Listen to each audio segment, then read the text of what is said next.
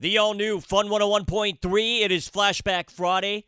Appropriate that we're about to talk to a guy responsible for flashback hits, including I've Done Everything for You, Human Touch, Don't Talk to Strangers, and that huge number one song in 1981, Jesse's Girl. Rick Springfield, how are you? I'm good. Thanks so much. Thanks for taking the time to talk to me, Rick. I know that you are a busy guy. Not only have you been concert touring for a while, but you've even found time to tackle acting roles and become a best-selling author. I'd like to start, if I can, by talking about your non-music endeavors. And I think the best place to start, you were just on season 2 of True Detective on HBO, and I, like a lot of other people, did a double take because you look totally different. You cut your hair. I don't think I've ever seen you with short hair. Yeah, I actually had a beard, full beard, and long hair, and cut it all off for the role because it was such a great role, such a freaky role. And I just come off actually doing Ricky and the Flash, so I had the full beard and the long hair. So it was a good next part, because it's great to kind of show that you can do more than just play a musician. So it was really a fun role. So did you end up doing a double take yourself after you saw what you look like with the haircut? Yeah, well, I was watching it as they were doing it, so I was kind of in on it, but it does help you get in the character. Obviously, all that physical stuff helps you with the character, for sure. Rick, as I understand, you ended up selling that cut hair and raising money for charity, right? Yeah, I have a friend of mine, Linda Blair, I've known for like 30 years, 40 years. She has a great pit bull sanctuary here in L.A., and so I support her with a lot of charity work because she does great work, and she needs a lot of help with the dogs. She's got a lot of great dogs. She's rescued dogs from New Orleans after Katrina. She's just fully into it. The Linda Blair you speak of, Rick, is that the Linda Blair of the Exorcist movie? Yeah, you can go online, Linda Blair World Heart, and check it out. She's got a great, and if anyone wants to donate, it's a great cause. That's awesome, and yes, definitely a great cause for people to check out. You've done a good bit of acting throughout your career, Rick. Fans will undoubtedly remember your starring role on TV's General Hospital, the soap opera, as well as your movie back in 1984, Hard to Hold, plus your many appearances on TV shows throughout the years, and I know you made many appearances throughout the years on TV. Now you're co-starring with Meryl Streep in the new film Ricky and the Flash. I understand that you and Neil Young helped to teach Meryl how to play electric guitar? Yeah, I gave her a few pointers.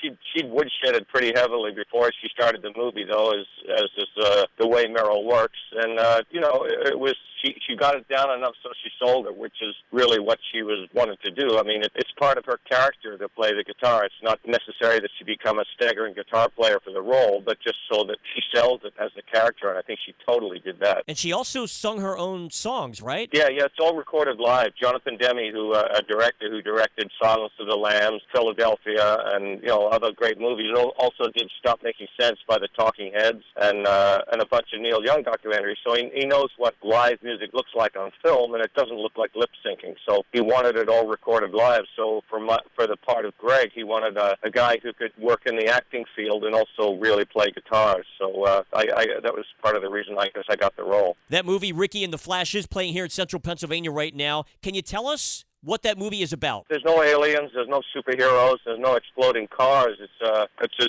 a great movie about heart, and it's a bunch of people with human issues and trying to work them out. The fact that Meryl and I play musicians is, it's a fun part because there's some great music in it. I mean, the music stuff is really very cool, but it's also about our relationship as human beings and her relationship with her family back home. It's a great script by Diablo Cody, who wrote Juno, won an Academy Award for Juno. So it's and Jonathan Demme and Meryl and Kevin Kline are all award-winning artists in their own field. So it's really a very heartfelt movie, and it's actually seems to have legs because it started out okay the first week, but it's held on into the next week when all the others have kind of dropped off. Is what happens with a lot of the movies. Yeah, I think it's actually kind of refreshing that for once a movie that doesn't have special effects, aliens, and all that other stuff in it. I love those movies as much as anybody, but they're like a great roller coaster ride. You kind of get off and your heart's beating fast for a little while, then you forget about it. A movie that moves your heart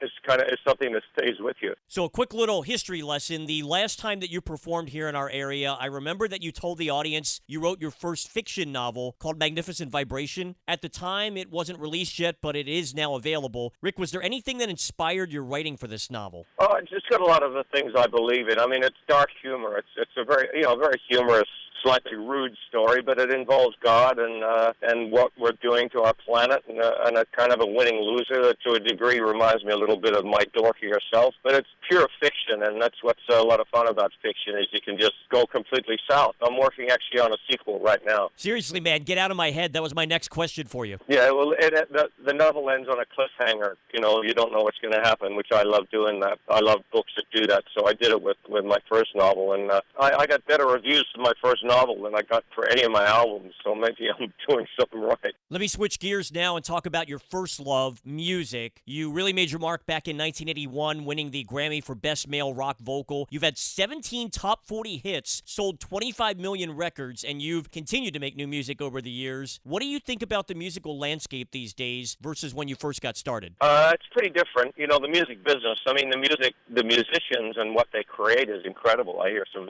amazing music all the time. I mean, I listen to new stuff all the time. I'm getting sent stuff all the time. I have friends whose kids are making great music. It's just the avenues to get them out there have considerably narrowed, and but other areas have opened up with the internet and all that kind of thing. So I think it's just getting into the music business has always been a challenge, no matter what era it was. It just relies on how much you want it.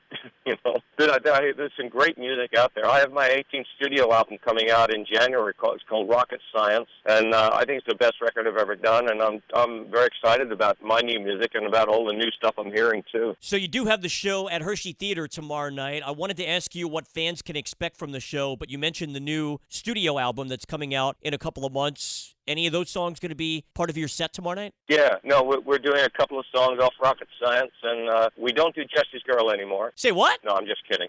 We can't get off stage without doing that. But we do all the hits, I mean, I love doing all the hits. I'm very proud of them, and we do some new songs because I like to look forward, and a medley of some of the other hits, and it's a pretty full show.